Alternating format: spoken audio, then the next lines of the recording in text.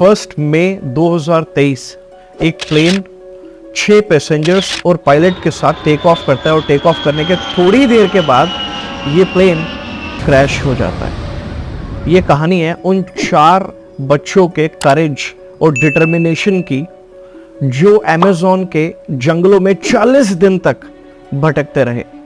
ये प्लेन 1 मई को ब्राज़ील से कोलंबिया के लिए टेक ऑफ करता है 6 पैसेंजर और एक पायलट के साथ, और थोड़ी देर बाद ये कोलंबिया के अमेज़न के जंगलों में इंजन में खराबी आने के कारण क्रैश हो जाता है। अब दुख की बात यह है कि पायलट और उन 4 बच्चों की मदर ऑन द स्पॉट वहीं एक्सपायर हो जाते हैं।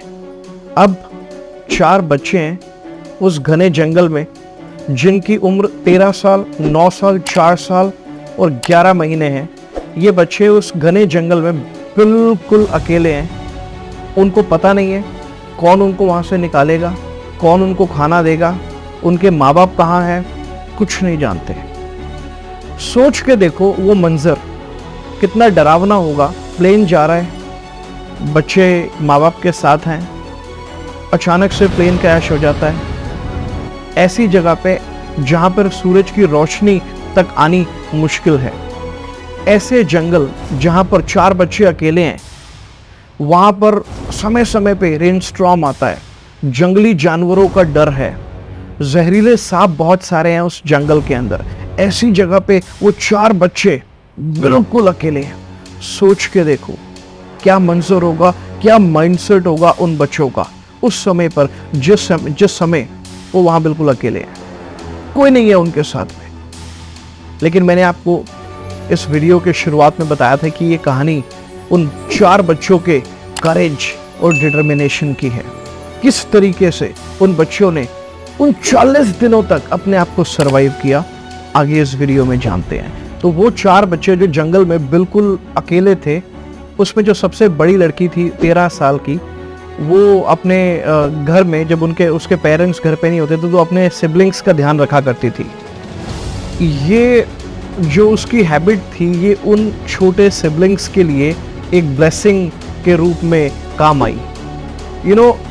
आप ये सोच के देखो, जिस टाइम पर वो बच्चे अकेले थे, उनको वहाँ पे कोई देखरेख करने वाला नहीं था। 40 दिन तक उन्होंने जगह जगह पे जहाँ पर उनको किसी पेड़ पे उनको कोई फल मिला खाने के लिए तो वो फल तोड़ के उन्होंने खाया। कहीं कहीं पे उन्होंने छोटे छोटे शेल्टर्स बनाए रात गुजारने के लिए।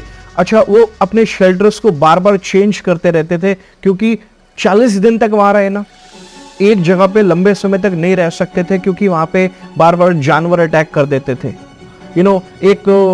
इस 40 दिन के दौरान एक जंगली कुत्ते ने उन बच्चों के ऊपर अटैक किया और बहुत मुश्किल से उन बच्चों ने अपने आप को बचाया। Every now and then there was a threat that a wild animal could attack those children. तो इसीलिए वो बार बार अपना शेल्टर चेंज करते रहते थे। अब दिन भर क्या करेंगे, भूखे हैं, 11 महीने के बच्चे को कोई दूध देने वाला नहीं है। आप सोचो कैसे उस 13 साल की लड़की ने अपने बाकी सिबलिंग्स को संभाल के रखा।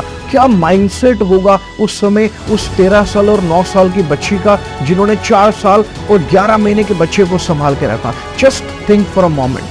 हमारी जिंदगी में छोटी छोटी प्रॉब्लम्स आती हैं, हम उन प्रॉब्लम्स से घबरा जाते हैं।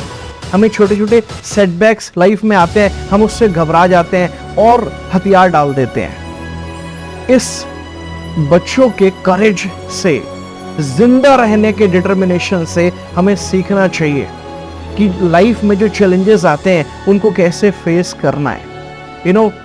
लाइफ में आगे बढ़ने के लिए मैं हमेशा अपनी वीडियोस में बताता हूं कि करेज की जरूरत होती है।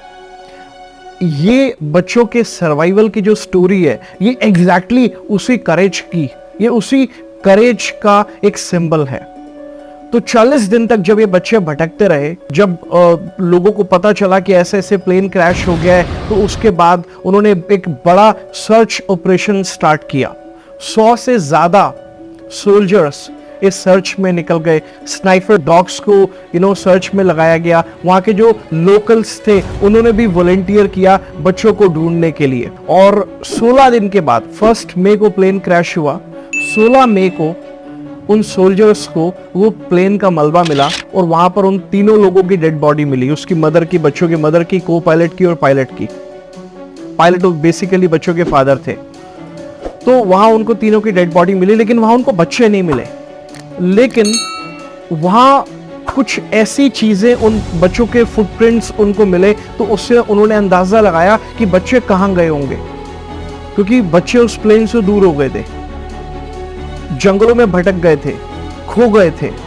तो उन सोल्जर्स ने ढूंढा उन बच्चों को।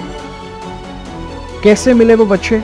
कहीं कहीं पे बच्चे की दूध की बोतल मिली, कहीं बच्चे के नैपी मिले, कहीं पर बच्चे का टॉवल मिला, कहीं बच्चे का हेयर क्लिप मिला, कहीं बच्चे का शेल्टर मिले, जहां रात गुजारने के लिए उन्होंने छोटे छोटे शेल्टर्स बनाए थे। इससे आर्मी ने अंदाजा लगाया कि बच्चे इस समय कहां होंगे। तो ऐसे ढूंढते ढूंढते ढूंढते ढूंढते 40 दिन के बाद फाइनली वो बच्चे रेस्क्यू कर लिए गए, और उसके बाद उनको तुरंत हेलीकॉप्टर से एक बेस पे लेके जाया गया, और वहां से उनको एम्बुलेंस में जो पास का हॉस्पिटल था वहां उनको शिफ्ट कर दिया गया ट्रीटमेंट के लिए, क्योंकि बच्चे जिस समय मिले थे तो उस समय वो डिहाइड्रेटेड थे।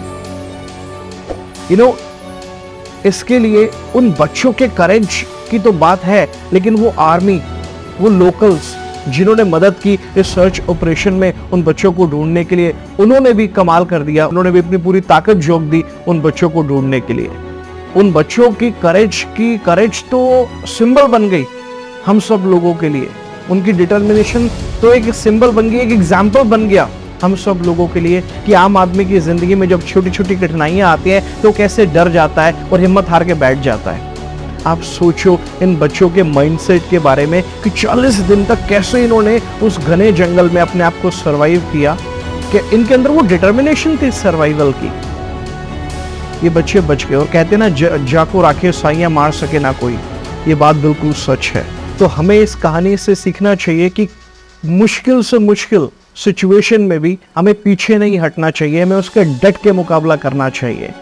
और ये घटना हमें सिखाती है, हमें इंस्पायर करती है कि हमारे अंदर वो सारे क्वालिटीज हैं मुश्किल से मुश्किल टफेस्ट सिचुएशन को हैंडल करने का। तो मुझे कमेंट करके बताओ कि आपने इस वीडियो से क्या सीखा, क्या आपके अंदर भी उन बच्चों के जैसी करेज है? और वीडियो अच्छा लगा तो फटाफट से शेयर कर दो उन सब लोगों के साथ में जिनको आप चाहते हो कि वो भी इस प्रकार की करेज और डिटर्मिनेशन अपनी लाइफ में डेवलप कर सके। वीडियो अच्छा लगा तो लाइक कर दो फटाफट से, और चैनल को अभी तक सब्सक्राइब नहीं किया तो जल्दी से सब्सक्राइब कर दो।